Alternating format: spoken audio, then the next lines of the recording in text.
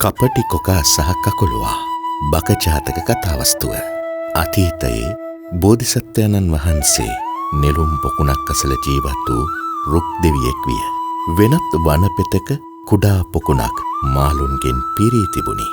එහෙත් එය වියලි කාලය වූ අතර ජලය ඉතා අඩු වී තිබිණි. ආහාර හිඟ වූ අතර ජලය උණුසුම් විය.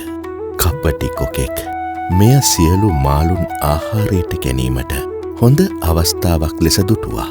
ඔහු මාළුන්ට කිව්වා මේ සිඳී යන පොකුණෙන් හොඳ නෙළුම් පොකුණකට එකින් එකා බැගින් මාළුන්ව ගෙනහින් දාන්න පුළුවන් කියලා. කොකා මාළුන්ගේ සතුරෙකු බව දන්නා මාළුන් මේ ගැන සැක කළා. නමුත් කොකා කිව්වා මුලින්ම එක මාළුවෙක් අරගෙන ගිහිල්ලා අලුත් නෙළුම් පොකුණ පෙන්වලා සාක්ෂියක් ලෙස නැවත අරගෙන එන්නම් කියලා. ඉතින් අලුත් පොකුණ දැක බලාගෙන පැමිණි මාළුවා කියපු විස්තරෙන් සතුටු වුණ අනික් මාළුන් ඔක්කොම එයාලව එකින් එකා බැගින් කොකාට කියලා අලුත් පොකුණට ඇරලව ගන්න උඩ පැනලා ඉදිරිපත් වුණා. කපටි කොකා මාළුන් ඔක්කොම සැරින් සැරේ අලුත් පොකුණට ගෙනියන මුවාවෙන් ඒ අසල තිබුණු විශාල ගහක අත්තක් උඩට ගෙනහිල්ලා කාලා දැම්මා. මාළුන්ගේ කටු පමණක් ගස මුල හැම තැනම විසිරුණා. කුඩා පොකුණේ අවසන් වැසියා වූ කකුලුවාටද අලුත් පොකුණට යාමට දැඩි උවමනාවක් තිබුණා. නමුත් බුද්ධිමත් කකුලුවා කපටි කොකාව විශ්වාස නොකළ අතර මෝඩ මාළුවන්ට සිදුවන්නට ඇතිදේ ඔහුට ඉවෙන්මෙන් දැනුණා. කපටි කොකාට පාටමක් උගන්වන්න සිතූ කකුලුවා අවසන් වතාවට නැවත පැමිණි කොකාට මෙහෙම කිව්වා.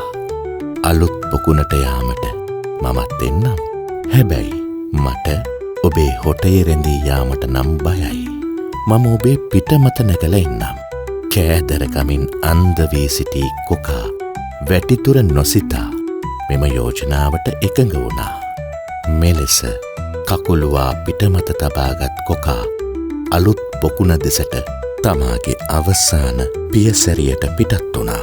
අලුත් පොකුණ පෙනෙන මානයේ තිබෙන නමුත් එදෙසට නොයා ගස දෙසට යන කොකාදුටු කකුලුවා ඔහුගෙන් ඒ පිළිබඳව විමසුවා. හයියෙන් සිනාසුණු කොකා කිසිම මාළුවෙකු පොකුණට ගියේ නැති බවත් ඔහුන් මරාකෑ විලසින්ම කකුලුවාද ගිලදමන බවත් පැවසුවා. මෙවිට මේ මොහොත උදාවනතුරු සූදානන්ව බලා සිටි කකුලුවා තම ඉදිරිපස අඬු දෙකෙන් කොකාගේ බෙල්ල තදින් අල්ලගත්තා. බියෙන් කෑගසමින් වෙවුලන්නට වූ කොකා කකුලුවාව නෙළුම් පොකුණට දැමීමට එකඟ වුණා.